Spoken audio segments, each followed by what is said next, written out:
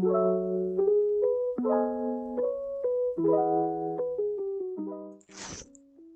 Assalamualaikum warahmatullahi wabarakatuh. Perkenalkan, nama saya Anandito Davajayanto. Saya dari kelas Tek B2. Sini saya akan menjelaskan tentang register, memori, dan RAM. Yang pertama itu register. Register ini merupakan suatu prosesor arsitektur komputer yang berjumlah kecil di dalam memori komputer yang bekerja dengan kecepatan tinggi. Biasanya digunakan untuk melakukan eksekusi terhadap program-program komputer dengan suatu penyajian akses yang cepat terhadap nilai-nilai pada umum yang digunakan. Fungsi dari register yaitu secara umum dapat di tempat penyimpanan temporer untuk perintah data dan hasil dari prosesor atau beragam operasi yang terjadi dalam mikroprosesor beserta CPU. Register ini bervariasi dalam jumlah dan ukuran, tergantung pada arsitektur CPU-nya. Beberapa prosesor memiliki 8 register, sementara yang lain memiliki 16, 32, atau lebih. Register berukuran 32 itu sudah dipakai selama bertahun-tahun untuk komputer pada zaman dulu. Tapi sekarang banyak yang berukuran 64 bit. Jadi sebuah register 64 bit diperlukan untuk prosesor 64 bit karena memungkinkan CPU untuk mengakses alamat memori 64 bit. Register 64 bit juga dapat menyimpan instruksi 64 bit. Jadi dia tidak dapat dimuat ke dalam register 32 bit. Karena itu sebagian besar program-program yang ditulis untuk prosesor 32 bit dapat berjalan di 64 bit, tapi tidak sebalik ya. Yang program 64 bit tidak akan bisa berjalan pada register yang pada laptop dengan register 32 bit. Lalu yang untuk selanjutnya itu ada memori. Memori ini adalah tempat penyimpanan elektronik untuk instruksi dan data yang dibutuhkan komputer untuk dicapai dengan cepat. Memori ini merupakan salah satu fungsi dasar dari komputer karena tanpa memori, komputer tidak akan berfungsi dengan baik. Memori juga digunakan oleh sistem operasi komputer, perangkat keras, dan perangkat lunak. Secara umum, memori dapat dibagi menjadi dua, yaitu memori primer dan sekunder. Memori primer ini digunakan untuk akses data oleh prosesor, akses langsung dari data oleh prosesor. Karena penyimpanan memori utama menunjukkan proses yang lebih cepat. Nah, lalu untuk sekunder ini untuk data permanen seperti kayak USB drive, hard disk, atau SSD yang sifatnya secara permanen untuk menyimpan data seperti file, game files, atau aplikasi. Tempat penyimpanan aplikasi instalnya gitu. Nah, macam-macam memori itu ada memori cache, RAM, SDRAM, SD-ROM, lalu ada ROM, dan memori RAM dinamis. Nah, lalu untuk selanjutnya itu ada RAM. RAM ini singkatan dari Random Access Memory, yaitu ini merupakan komponen penyimpanan sementara short term memory dari sebuah komputer. Jadi pada dasarnya memori ini memiliki memori jangka pendek yang ini untuk menyimpan sementara yang sedang ada berjalan pada berangkat. Misalnya ada program itu mengambil memori RAM agar lebih cepat ngeloadnya. Jadi RAM ini tidak mengingat selamanya ya, tidak mengingat semuanya selamanya.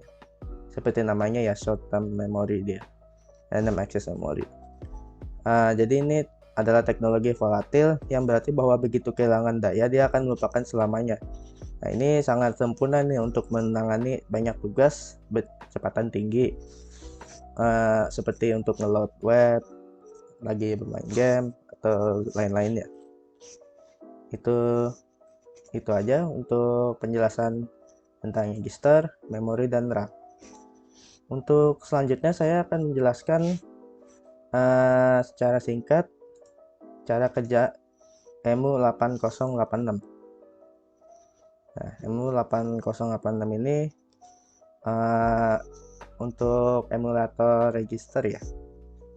Jadi misalnya ini, nah ini pertama-tama saat membuka nih kita bisa memilih template-nya. Tapi untuk sekarang kita empty aja ya, awal blank.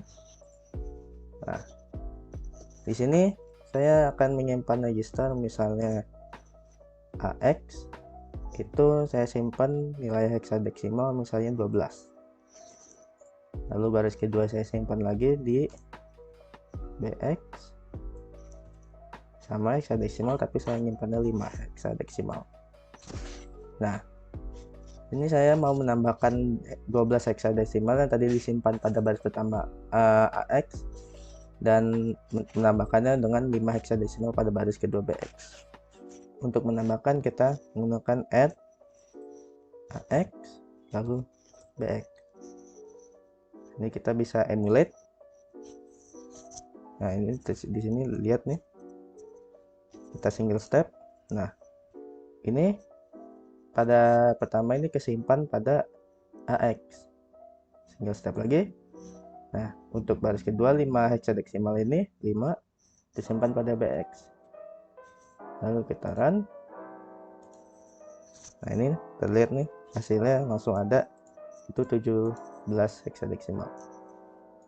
Nah, pada EMU8086 ini juga terdapat kalkulator. Ini bisa untuk membuktikan apakah benar dari perhitungan emulator ini. Karena ini tadi dia heksadesimal, nih kita milihnya heksadesimal. Jadi misalnya 12A kita tambah 5 heksadesimal. Ya, jadi benar ya hasilnya 17 heksadesimal sesuai dengan emulator ya. Nah, kita coba yang lain lagi, misalnya AX 18 heksadesimal, BX misal 7 heksadesimal. Nah, karena tadi kita sudah add, menambahkan, sekarang kita mengurangi, yaitu sub. Ini contoh yang lain. Jadi AX BX, emulate. Pertama single step dulu. Nah, ini sudah tersimpan ya 18 heksadesimalnya di baris AX. Nah, ini juga sudah tersimpan 7 heksadesimalnya di baris BX. Kita bisa langsung run. Hasilnya yaitu 0011. Untuk itu sekarang kita buktikan pakai kalkulator. Ini heksadesimal, biar kelihatan dulu ininya source code-nya.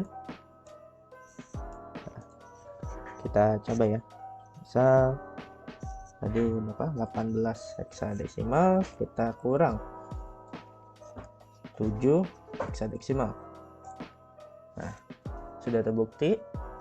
Ini dari emulator juga sudah benar, 11 heksadesimal.